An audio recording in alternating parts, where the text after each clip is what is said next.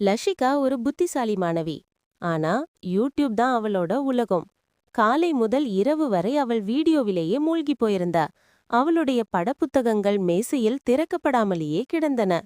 ஒரு நாள் பள்ளியில் ஆசிரியர் கேட்ட கேள்விக்கு அவள் பதில் சொல்ல முடியவில்லை. அவள் மனசு நொந்தது. அந்த மாலை வீட்டுக்கு வந்த பின் அவள் அமைதியாக உட்கார்ந்து சிந்திக்க ஆரம்பித்தாள். அவள் தன்னிடம் கேட்டால், என்னதான் என் பிரச்சனை? அப்போ அவளுக்கே புரிஞ்சுது. யூடியூப் தான் அவளுடைய நேரத்தை வீணாட்டுகிறது. அவள் முடிவு செய்தாள், நாளை முதல் நான் மாறப்போகிறேன். அவள் ஒரு சிறிய குறிப்பு எழுதினாள். முதலில் படி, பிறகு யூடியூப்.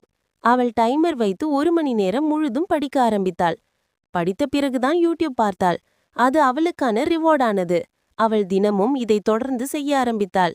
சிறு பழக்கம் மெதுவாக ஒரு நல்ல பழக்கமாக மாறியது. மற்றொரு நாள் பள்ளியில் ஆசிரியர் கேள்வி கேட்டார். இந்த முறை லஷிகா தன்னம்பிக்கையுடன் பதில் சொன்னாள். அவளுடைய நண்பர்கள் கைத்தட்டினார்கள். ஆசிரியர் மகிழ்ந்தார். முன்னைய லஷிகாவும் இப்போதைய லஷிகாவும் வேறுபட்டவர்கள். இப்போது அவள் கட்டுப்பாடு உடைய மாணவி. சிறிய கட்டுப்பாடுதான் பெரிய முன்னேற்றத்துக்கான முதல் படி.